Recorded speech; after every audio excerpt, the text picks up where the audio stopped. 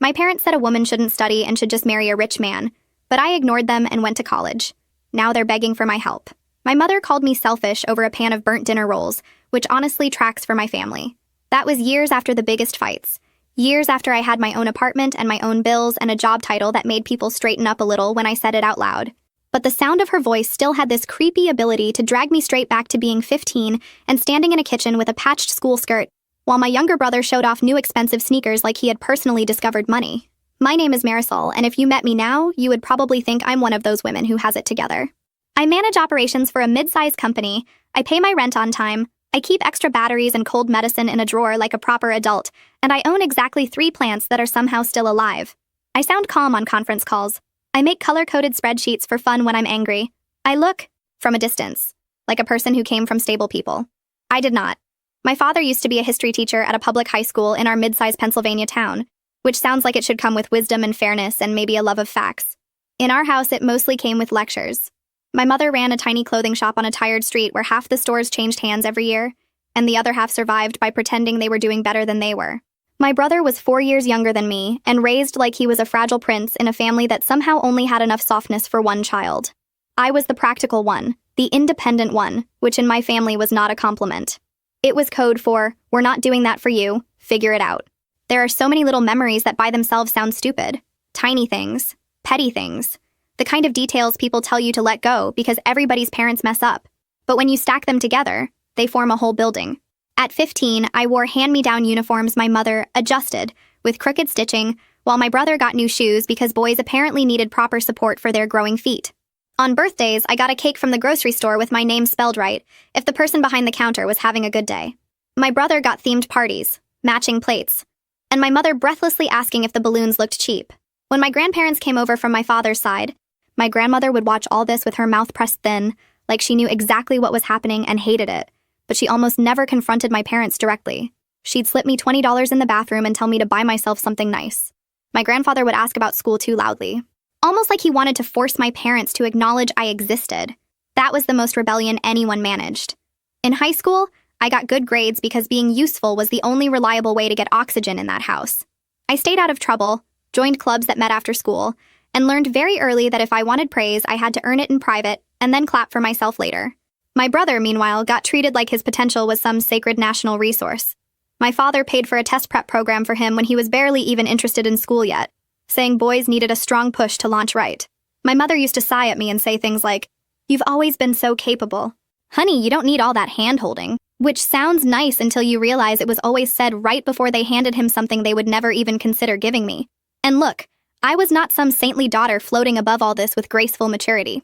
I rolled my eyes, I slammed cabinets. I said mean things under my breath. I was sarcastic in exactly the way adults hate from teenage girls because it forces them to hear themselves.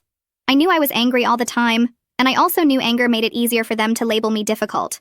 So I started doing that fun little thing girls do where they swallow half of what they want to say and then get called emotional anyway. By the time I was a senior, I was running on caffeine, resentment, and this very private fantasy that college would fix my life. Not in a movie way. I didn't think I'd go away and become some glowing new person under autumn leaves. I just thought maybe I could get out. Maybe I could get a degree, get a job with health insurance and a door that locked, and build a life where I wasn't always bracing for the next comment. I got accepted to a state university for business administration, and I remember printing the acceptance letter in the school library because I wanted to hold it in my hand before anybody at home had a chance to ruin it. I folded it into my backpack like it was a winning lottery ticket. That dinner after graduation is still one of those scenes I can replay down to the smell. Pot roast. Too much black pepper.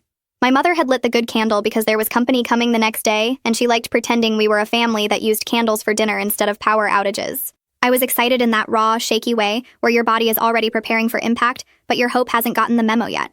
I waited until plates were half empty, and then said I got in. Not just got in. Got into the program I wanted. I had looked into financial aid. I could work. I had a plan.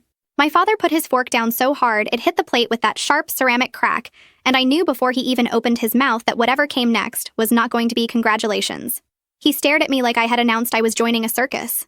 My mother smiled first, which somehow made it worse, because it was her soft, public smile, the one she used right before she said something cruel, in a voice sweet enough to make you question your own hearing. My father asked how exactly I expected to pay for 4 years of tuition. I said I had looked at aid packages, loans, maybe work study, maybe a job off campus if I had to. I had practiced this. I had pamphlets in my room. I was ready for concern. I was not ready for contempt. He said college debt was for fools and families with no pride. He said taking loans was basically begging with paperwork. Then he looked at my mother like he wanted an audience. And he said there was no point mortgaging our future, so I could waste 4 years on a degree I would probably abandon the second I got married. Just like that. No build-up, no embarrassment, just a nice clean slice right through the middle of dinner.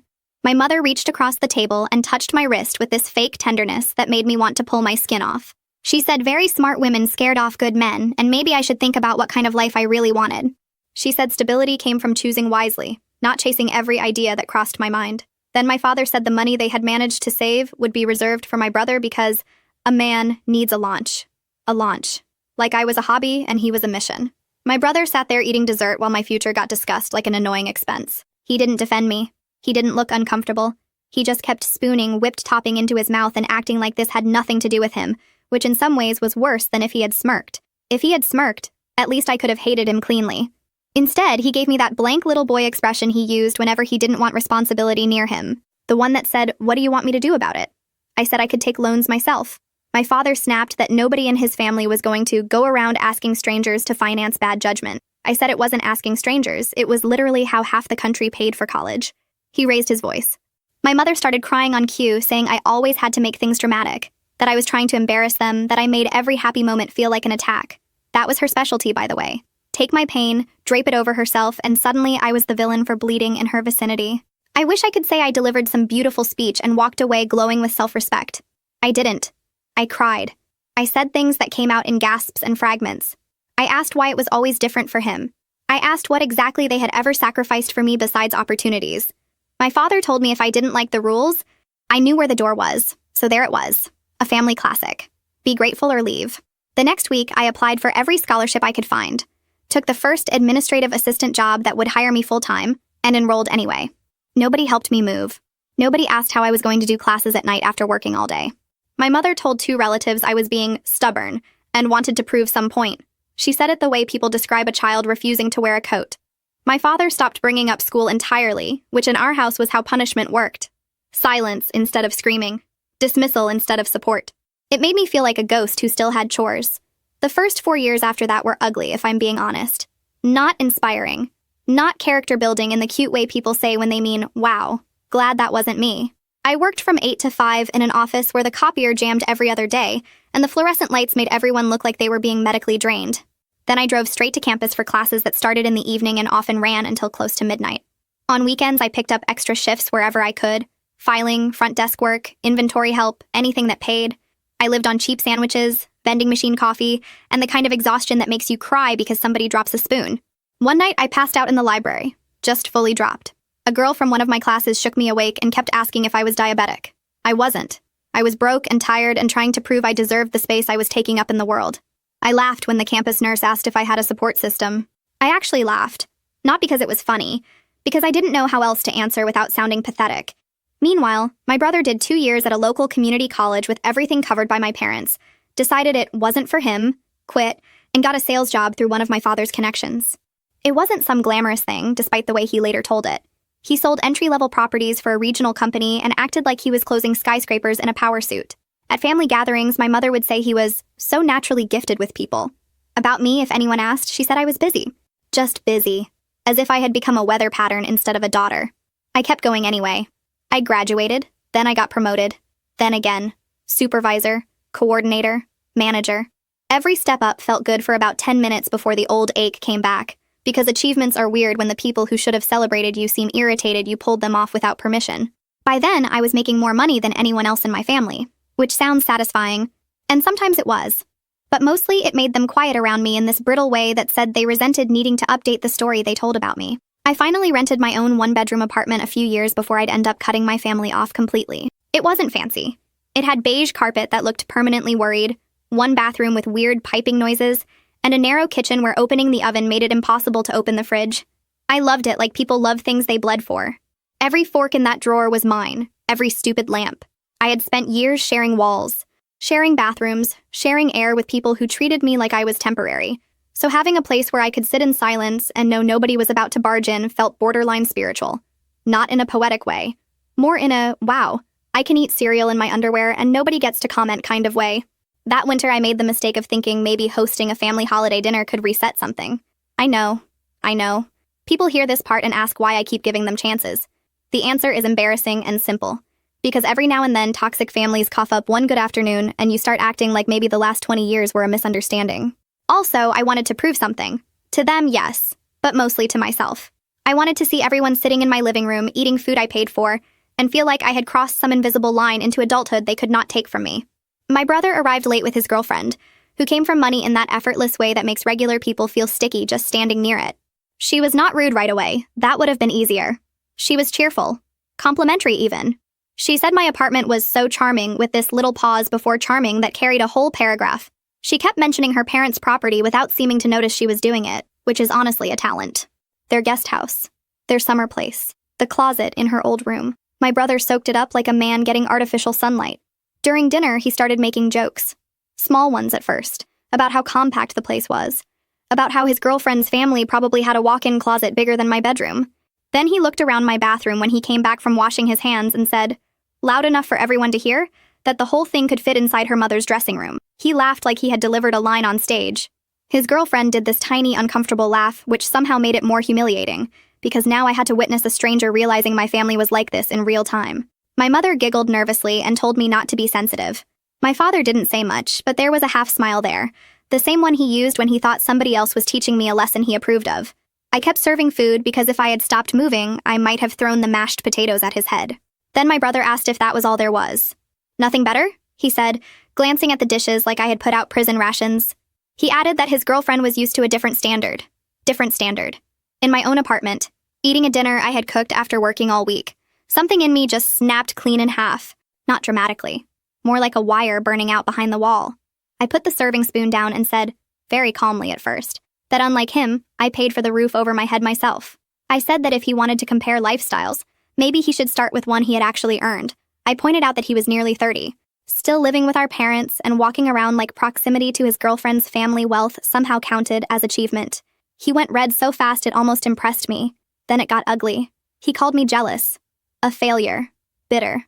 Said I had always hated seeing him happy, which would have been a stronger point if he had not been actively insulting me in my home while chewing food I made. My father banged his hand on the table and ordered me to apologize immediately, to my brother and to the girlfriend, because I was embarrassing the family. My mother started crying and saying I had ruined the holiday, that I always ruined everything with my temper, that I couldn't just let one little joke go. One little joke. Funny how the joke is always small when it's at my expense and huge when I answer back. I walked to the front door, opened it, and said everybody needed to leave. I said it cold because if I had let myself get emotional, they would have used it as proof I was unstable. My mother stared at me like I had slapped her. My father told me not to be ridiculous. My brother stood up and knocked his chair back and called me pathetic. I repeated myself. Out. Now. They went, but not quietly. My mother did the wounded martyr thing all the way down the hall. My father said I would regret this. My brother turned in the parking lot and yelled that I was going to die alone because nobody could stand being around me for long. I can still hear the shape of it, if not every exact word. You know how some sentences stick to your bones because they sound suspiciously like the thing you already fear about yourself? Yeah, that. After I locked the door, I sat on the kitchen floor in front of the dishwasher and cried so hard I gave myself a headache. Then, because humiliation and practicality are roommates, I got up and put the leftovers away. I blocked my brother that night. I didn't talk to him for 5 years. The silence with my parents after that was messy and fake. They would call occasionally, always pretending the main problem was my stubbornness. Never the favoritism. Never the insults. Never the way they had laughed along while he humiliated me. A few relatives started repeating that I had always been difficult, which was a line so obviously fed to them by my mother that I almost admired the consistency. I skipped holidays where my brother might be there. I made excuses. Work, headaches, deadlines, bad weather, whatever I needed. My grandparents still saw me. My grandmother would squeeze my hand and say I had done the right thing, though even she stopped short of telling my parents off directly. Family systems are amazing that way. Everybody sees it. Nobody wants the smoke. Over those 5 years, my life got steadier from the outside. Better apartment, better salary, health insurance that covered therapy, which was rude timing because by then I had enough issues to keep a therapist employed forever. I dated a little, nothing dramatic. Mostly men who liked that I seemed independent until they realized independence sometimes looks like difficulty letting anybody help you carry groceries. I worked too much. I slept with my phone under my pillow when quarterly reporting got bad. I told myself I was over my family. Then my grandmother called one spring afternoon and told me my brother was engaged to the same girlfriend from that dinner, and the whole old ache sat up inside me like it had been napping. Not dead. Apparently the wedding was going to be big. Bigger than big, actually. My brother had spent years orbiting that family and absorbing their standards like humidity, and now that he was getting married, he wanted every possible surface polished to prove he belonged in their world. Fancy venue, see? Imported flowers. A menu nobody in our family would have known how to pronounce without rehearsal. My parents, who should have had the sense to sit down and count their actual dollars before opening their mouths, promised publicly that they would cover the venue and the decor. Publicly. In front of people who absolutely did not need to know their finances, but definitely needed to know their pride. That part came to me in pieces through my grandparents and one aunt who still occasionally spoke to me without making it weird. My parents were obsessed with not looking small next to the future in-laws. My mother was apparently talking about centerpieces like she was producing a state wedding. My father was acting like this was an investment in family respectability. Family respectability. We could not even survive one honest dinner, but sure, let's perform class status for strangers. Then reality did what reality always does when you build a fantasy on top of a checking account. They finally sat down with actual estimates and realized the event was going to cost almost 3 times what they had available, and the wedding was only a few months away. I heard all that before they showed up at my apartment, which made the whole visit feel like a thunderstorm you smell before you see. They came without calling. That alone was enough to put me in a bad mood. My mother had one of those tight little smiles that meant she needed something and had already decided I was selfish for not offering it fast enough. My father looked annoyed to be there, which was incredible considering he was the one arriving at my home empty-handed to ask for money. I let them in because curiosity is a character flaw of mine. They sat in the same living room my brother had mocked years earlier, and for one vicious second I wondered if either of them noticed that nothing in here looked cheap. Not because I was rich, because I had spent years learning how to buy carefully and stretch a dollar without making my life look sad. My father cleared his throat and explained they needed a substantial loan. He said loan like he was discussing a respectable business arrangement between equals, not asking the daughter he had once practically called shameless for considering student debt. My mother started crying before he got halfway through the explanation. She talked about humiliation, about appearances, about how devastating it would be if the groom's side could not uphold what had been promised. She said I didn't understand how important this was for the family, which is wild because the family had spent most of my life making it very clear I was not central enough to matter when it counted. I let them finish. I really did. Then I asked if loans were still pathetic and shameful, or if that moral principle had expired when the bill involved imported flowers. The look on my father's face was almost worth the whole miserable childhood. He said this was different. Of course it was. It was about family honor. Not a wasteful degree. Not personal ambition. Not pride. Family honor. I asked whether one day of fancy table settings was genuinely more important than the education that let me build the life they were currently trying to borrow from. My mother cried harder and said, "After everything we've done for you." I asked her, very calmly, to name one thing. Just one. The room went so quiet I could hear my refrigerator humming. She stared at me like I had violated some sacred code by asking for evidence. My father told me I was being cruel for the sake of it.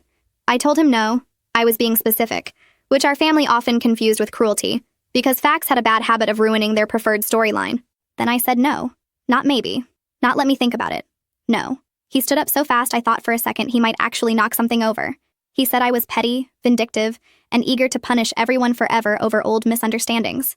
Old misunderstandings. That phrase made me laugh in his face. Laugh. My mother did the martyr glance around the room like the walls themselves might witness her suffering and report it later. They left angry. Not ashamed. Not thoughtful. Angry.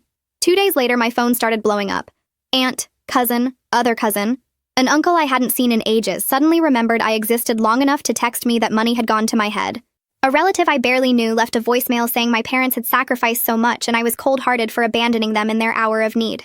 My mother had clearly gone on tour with a revised version of events where I was the rich, ungrateful daughter refusing to help the loving parents who had done everything for me. Nobody mentioned that I had paid my own way through college. Nobody mentioned the years of sexist garbage. Nobody mentioned that the wedding they couldn't afford was for the son they had always prioritized. I blocked numbers until my thumb hurt.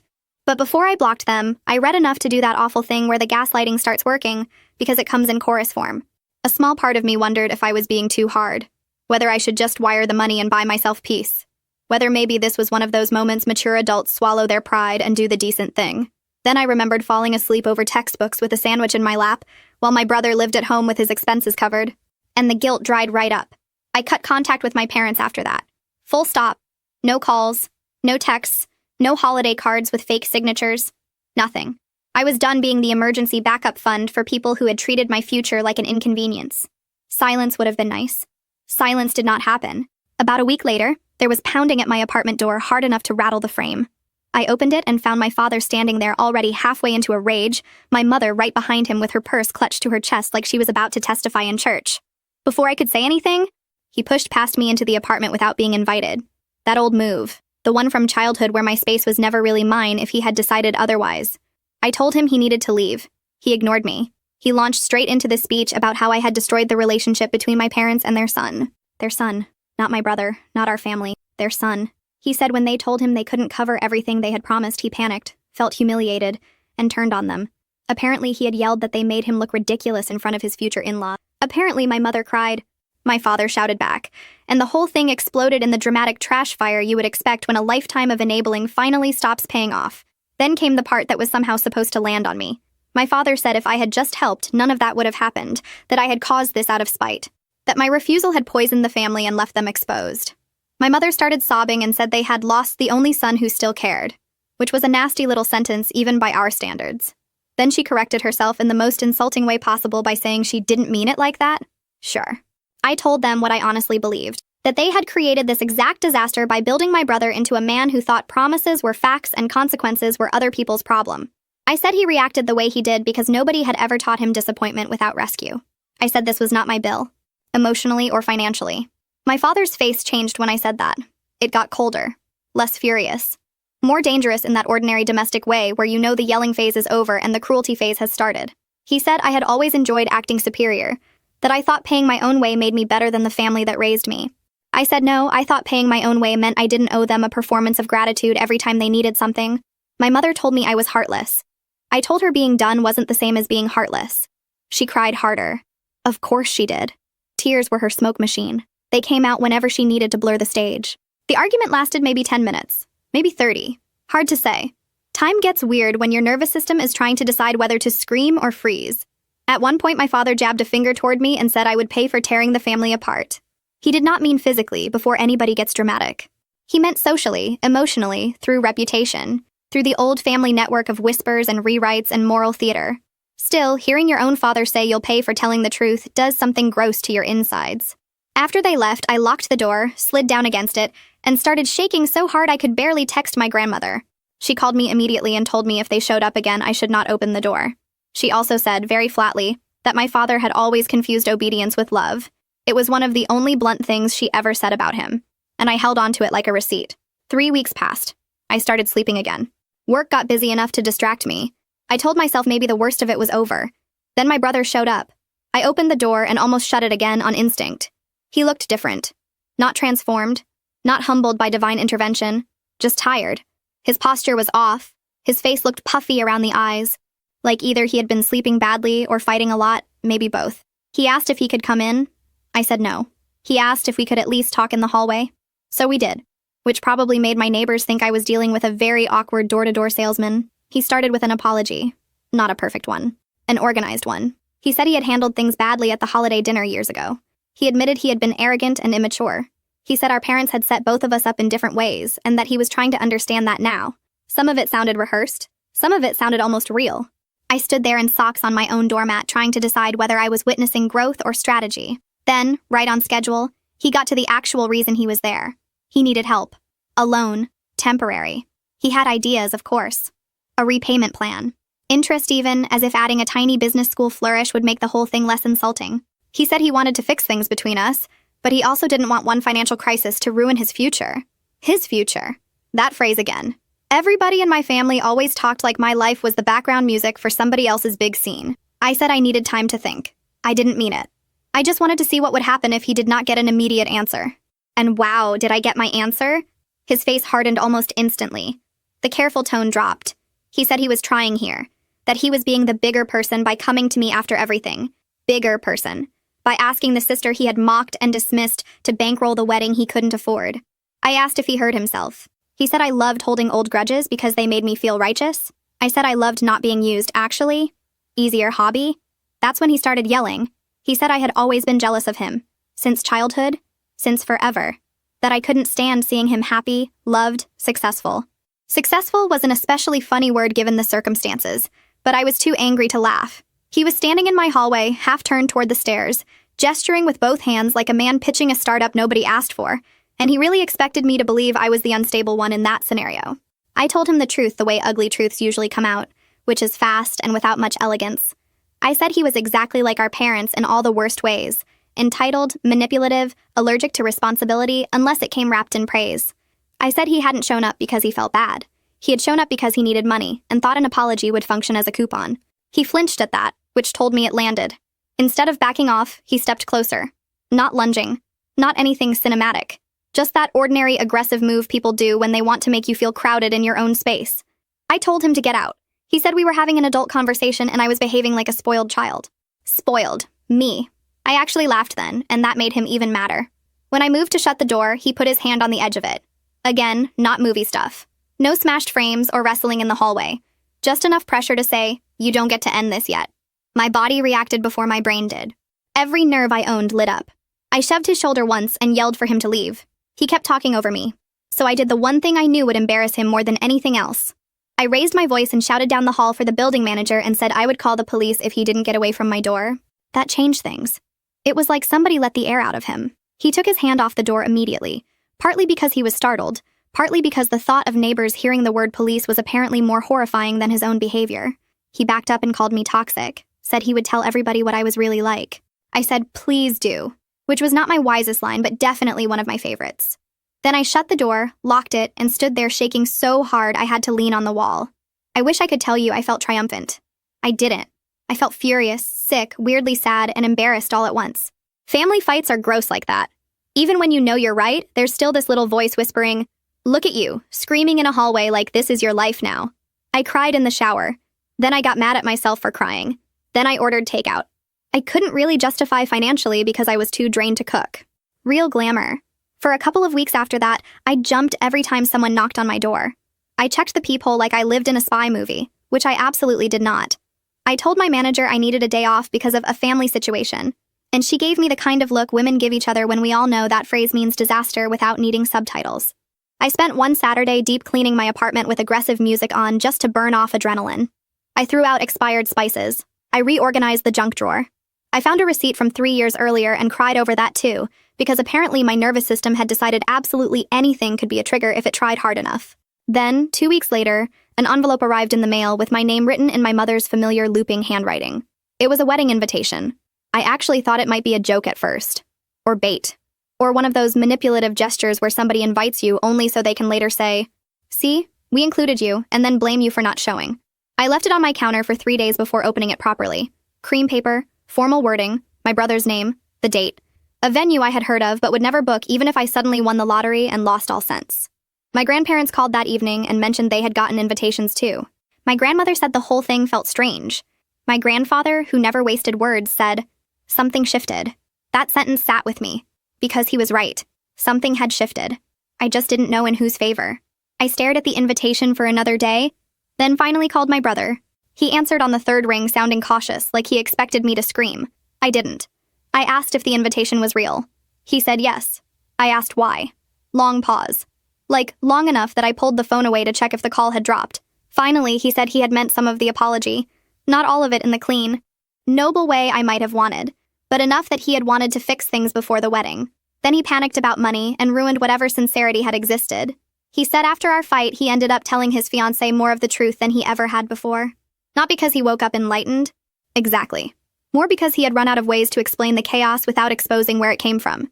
He told her about the favoritism, about my college, about the holiday dinner, about our parents, about all of it. I stood there in my kitchen barefoot, gripping the edge of the counter, while he quietly admitted that she had been disgusted. Not by me, by him. Once he started talking, it all came out in this awkward, halting stream that sounded way less like redemption and way more like somebody finally cornered by his own lies. He said his fiancée had already noticed things not adding up. Different stories from different relatives. My mother making herself sound heroic in ways that apparently raised even her eyebrows. One aunt, after 2 glasses of wine at some pre-wedding event, had filled in several missing pieces with the bluntness only extended family can deliver. Not because she was brave, probably. More because she likes drama and happened to be holding it at the right angle. According to him, his fiancé was furious that he had hidden the real family dynamic from her. Furious that he had let her believe I was just cold and difficult when the truth was uglier and much more ordinary. She confronted him about the way he had benefited from everything without ever naming it, about the way he had repeated our parents' treatment of me because it kept his life easier. She apparently said, and I cherish this line, that adulthood was a terrible time to discover the man you planned to marry still needed a moral babysitter. I asked what that had to do with the invitation. He said she had agreed to cover the remaining wedding costs through her family, but with conditions. He had to stop lying. He had to make amends where he could. He had to tell the truth about what had happened, not spin it, not soften it into misunderstandings. Say it plain. Which, honestly, sounded less like romance and more like a probation plan. But maybe that's what he needed. Then he told me something I truly did not expect. My parents had never actually been banned from the wedding. During the huge fight about money, they were the ones who had declared they were clearly not wanted and stormed out in full tragic parent mode. He had tried later to tell them they were still invited. Multiple times, apparently. But by then, they had committed to the narrative where they had been rejected by their ungrateful son after sacrificing everything. It fit too nicely with their self-image to give up. So instead, they told people they had been pushed out and let the sympathy roll in. The whole thing made me sick in that tired way where you're not shocked, just exhausted by how predictable it all is once someone finally says it out loud. I asked if he expected me to forgive him because his fiancée made him do homework. He said no. At least not immediately. He said he just wanted me to know I had not imagined any of it. Which sounds like a small thing, but if you grow up in a house where reality gets rewritten every time your feelings inconvenience someone, hearing the other person admit the truth matters in a gross, painful way. I did not melt. I did not say, oh my God, family is family, let's heal. Absolutely not. I told him I was glad he had finally noticed the house was on fire, but I had been coughing on smoke for years. He went quiet. Then he said he knew. That was maybe the most honest part of the whole conversation, because he did not dress it up. He just knew. We ended the call without a grand moment. No tears. No promise to start over. Just a weird, uncomfortable truce where two damaged adults recognized they had survived the same parents from different positions in the blast radius. I spent the next few days arguing with myself about whether to go. One minute, I thought absolutely not. Why would I volunteer for a room full of old humiliation and expensive chairs? The next minute, I thought maybe showing up on my own terms would matter to me more than to him. My therapist, who by then knew my family tree like a cursed map, asked what choice would let me sleep best afterward. I hated that question because it was good. Then my brother called again. He sounded almost embarrassed asking, which I appreciated. He said if I did come, would I be willing to stand with him for part of the ceremony prep? Because our parents were still refusing contact and the whole thing felt ugly. He did not frame it as me saving him. More like, I don't know how to do this and I'm asking. There is a difference. Tiny, but real. I said I would think about that too. In the end, I went. Not because I forgave him. Not because I believed one round of honesty erased a lifetime of cowardice. I went because my grandparents were old and tired and didn't deserve another family scene. I went because some part of me wanted to see with my own eyes what this mess had become. And, if I'm being brutally honest, I went because I wanted proof that my parents' absence would not collapse the sky, the way they always acted like it would. The day of the wedding, I stood in front of my mirror in a dress I had nearly returned twice and thought, this is ridiculous. I'm getting dressed to attend the expensive emotional aftermath of my own childhood, but I did my makeup anyway, lightly, nothing dramatic. I was not trying to arrive looking like Revenge. I just wanted to look like a woman who belonged in any room she chose to walk into. The venue was beautiful in that polished, neutral, aggressively tasteful way money tends to produce. Fresh flowers, soft lighting, staff moving around like they had rehearsed breathing. My grandparents were already there. My grandmother clutching tissues and trying to pretend it was allergies. A couple of distant aunts showed up. That was basically it from our side. Fewer than 10 people, and half of them looked like they had dressed for joy but packed disappointment in their handbags. My brother's fiancée found me before the ceremony and apologized. Not dramatically, not trying to make us friends. She just said she had judged the situation badly and should have asked more questions sooner. I appreciated that. I also noticed she looked at me with a kind of careful respect after that, which was new and strangely sad because I had never wanted to earn dignity through surviving my family in public. The whole thing felt beautiful and bleak at the same time. You know when something is objectively nice? The flowers are right, the music is soft, the food smells expensive, and yet the air still feels wrong because everybody knows who is missing and why. That. Every smile had a little strain in it. Every photo setup had this invisible blank space where my parents should have been if they had been capable of choosing reality over pride. Before the ceremony started, my brother and I stood off to the side near a closed door while guests settled in. He looked nervous enough to be human for once. Not charming nervous. Not polished. Just a man sweating through his shirt collar because life had finally stopped cushioning him. He thanked me for coming. I said, "Don't make me regret it," which was the closest I had to warmth at the time. He almost laughed. Then he said he was sorry again, quieter than before. I nodded because I didn't know what else to do with it. Walking into that ceremony, as his sister, felt surreal. For years I had built my peace around not being anywhere near him. Now there I was, in heels that hurt, and with my grandmother's compact in my purse, participating in the formal beginning of his marriage, because our parents had chosen martyrdom over attendance. If you had described that to me 5 years earlier, I would have told you to get out of my apartment. Life loves irony when it thinks you need humbling. The ceremony itself was short, thoughtful. The officiant talked about honesty, partnership, and doing the work of choosing each other daily, which almost made me laugh at the timing, but also felt pointed enough that I wondered whether the couple had picked those lines on purpose. My brother's voice shook during his vows. His fiancée's didn't. She sounded grounded in a way I envied. Not soft. Steady. Like somebody who knew love without truth was just theater. At the reception, people did what people always do around family fractures. They pretended not to stare while very obviously tracking the tension. A few of the bride's relatives were kind to me in that extra careful way people get when they know there has been drama and are trying not to step on it. My grandparents stayed until dessert and then left early because my grandfather's back was bothering him. I walked them to their car and my grandmother squeezed my face with both hands and said, "I'm proud of you for staying yourself." Which was such a grandmother sentence, and yet it almost undid me. Inside, the room glowed. Music, speeches, clinking glasses, candles. My brother's mother-in-law, now technically something to me, though I try not to over-label people, moved through the room with the serene efficiency of someone used to hosting events that don't involve emotional landmines. I watched my brother thank her and saw genuine humility in him for maybe the first time in my life. Not full transformation. I am not that naive. But a crack, maybe. Enough for some light to get in. Ugh, sorry, that sounded poetic. You know what I mean. He looked less certain that the universe owed him applause. I stayed long enough to be respectable and left before things got too sentimental. In the parking lot, sitting alone in my car with my shoes off and my feet throbbing, I finally let myself feel the weirdness of it. Not closure. Definitely not healing in some neat made-for-television bow. More like confirmation. Proof that the family story my parents had always pushed was not the only available version. They had made themselves absent, they had made themselves tragic, and the world stubbornly kept spinning without casting them in the lead role. More than a year passed after that. My brother became a father.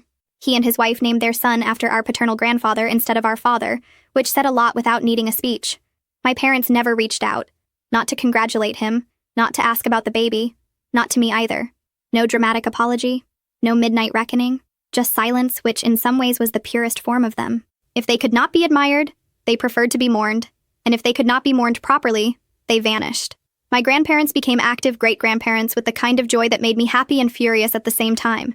Happy because they adored that baby. Furious because watching them coo over him in ordinary, gentle ways made it even clearer how little tenderness had existed in my own house growing up. I visited often enough that my nephew started reaching for me before he could say my name properly. The first time he toddled toward me with both hands out, I had to blink fast and look at the wall for a second. I am not great at receiving uncomplicated affection. Working on it. My relationship with my brother settled into something careful, cordial, functional, better than before, nowhere near innocent. We talked about practical things, diaper blowouts, sleep schedules, which side of town had the better pediatric clinic. We did not sit around unpacking childhood every weekend. There are some wounds that get cleaner with distance, not repeated handling. Every now and then he would say something that showed he really had started rethinking the past, and I would feel this confusing mix of satisfaction and grief. Satisfaction because finally, obviously. Grief because recognition after the damage is done is still late. I also noticed things I hated noticing. How easy warmth came from his wife's family. The way they included him in little rituals without making him audition for belonging. Sunday dinners. Group texts about birthdays. Extra folding chairs appearing without anybody turning it into a sacrifice. It irritated me in that petty, ugly way because part of me wanted to say, where was all this when I was begging life to be less sharp? But another part of me understood that envy was not about wanting their exact family. It was about finally seeing a version of ordinary care and realizing how radical it had always been. Sometimes people ask if I miss my parents. I miss the idea of having parents. I miss the version of them I kept trying to manufacture out of scraps. I miss what their love might have looked like if it had not always come with conditions, roles, and rankings. But them, specifically? The actual two people who kept choosing pride over honesty? No. What hurts is not losing them. What hurts is understanding, over and over, that a lot of what I thought was love was performance with decent timing. The older my nephew got, the stranger my own history started to feel in my body. Babies do that, I think. They expose things.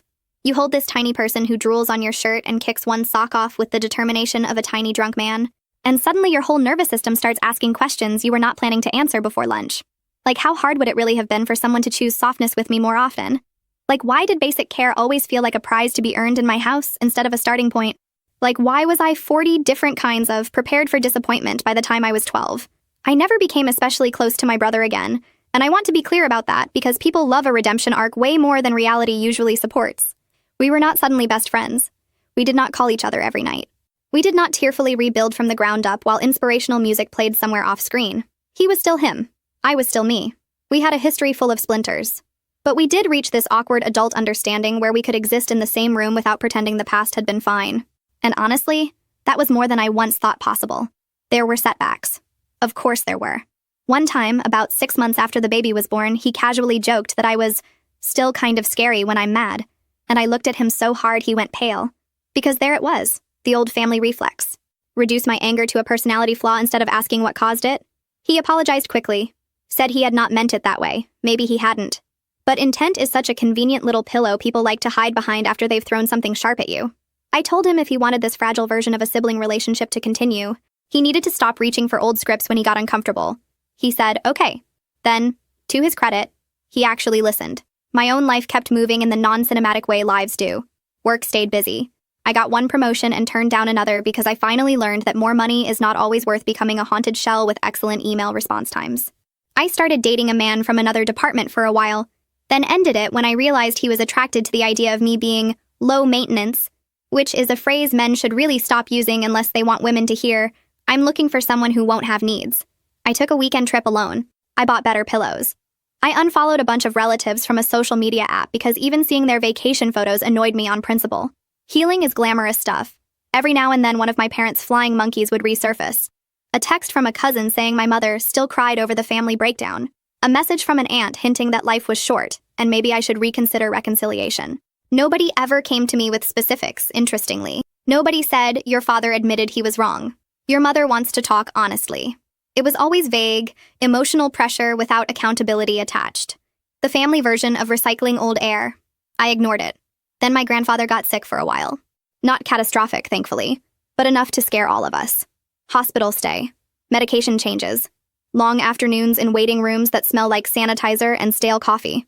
During that time, the topic of my parents came up more than once because stress has a way of dragging every unresolved thing to the surface. My grandmother, who had protected them with silence for most of my life, finally admitted she regretted not interfering more when I was younger. She said she kept telling herself it wasn't her place to challenge how they raised their children. Then she looked at me with tears in her eyes and said sometimes not interfering is just cowardice dressed up as respect. That wrecked me more than any dramatic apology could have. Because it was true. And because hearing an older woman say it so plainly felt like somebody finally naming a law I had been living under without consent. It also made me rethink my own role in my nephew's life. I could not be the fun aunt who noticed things and stayed quiet because speaking up felt awkward. If I was going to stay in his world, I wanted to show up honestly, not harshly, not hovering, just honestly. So when my brother and his wife started drifting into some uneven patterns after the baby, mostly around emotional labor and whose career mattered more on hard weeks, I did not pretend not to see. I did not stage an intervention either. Again, real life. But when my brother complained to me once that his wife was always tense now, I told him maybe she was exhausted from carrying the invisible half of parenting, while also trying not to become the household manager of a grown man. He got defensive. Then he got quiet. Then, a few days later, he texted me and said he had been a jerk and had booked the pediatric appointment himself. Tiny step. Still counts. That is the thing about family damage. It reproduces if nobody interrupts it. Not always in giant, obvious ways. Sometimes in small, lazy assumptions. In who gets thanked. In who gets heard. In whose dreams are treated like the default setting and whose are treated like optional accessories. I had lived my whole life inside those patterns. Seeing them start to repeat one generation down made my skin crawl. My parents, meanwhile, stayed ghosts by choice. I found out through a relative that they had started telling people they were giving the children space because they refused to be disrespected further. Which, wow. Even their absence had to come with self-praise. Apparently, they had also complained that my brother's wife's family turned him against them, as if he had no agency and no memory of his own. They blamed me too, naturally. I was still the difficult daughter, the cold one, the one who had always thought she was better. Funny how they never promoted me to saint no matter how much responsibility I carried.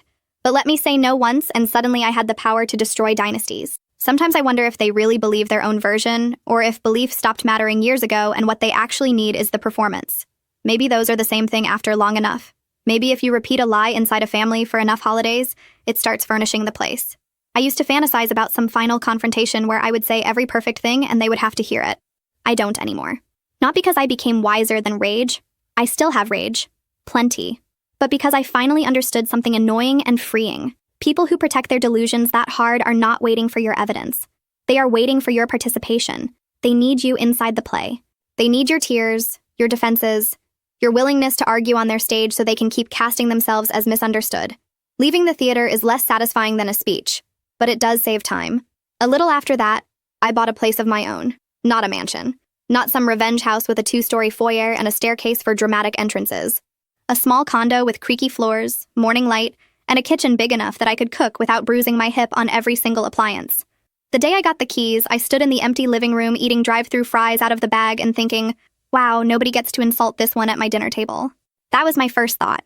Not gratitude, not maturity. Spite with a mortgage. I invited my brother's family over for the first holiday dinner there because apparently I enjoy emotional challenges disguised as menus. My nephew ran in like he paid the property taxes himself. My brother offered to help in the kitchen without turning it into a heroic event, which I noticed. His wife brought pie and did not let me do that fake hostess thing, where I insist I need no help while quietly drowning. A couple of my close friends came too, because by then I had finally learned that the people who make a table feel safe are not always the ones who share your blood. Sometimes they are just the ones who show up on time, bring extra ice, and don't rewrite your life when you leave the room. Dinner was loud and imperfect and ordinary. Somebody spilled cider. My nephew dropped a roll and blamed gravity like he was presenting legal defense. He asked 3 personal questions in under 10 minutes about why I didn't have a dog, whether my job was boring, and if adults ever got to eat dessert first, then wandered off to investigate my bookshelves. I laughed so hard I had to sit down.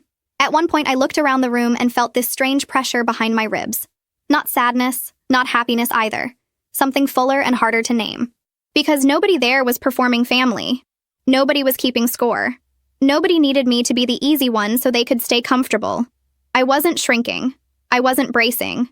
I was just in my home, with people who knew the ugly version too, and still passed me the potatoes like that was enough information.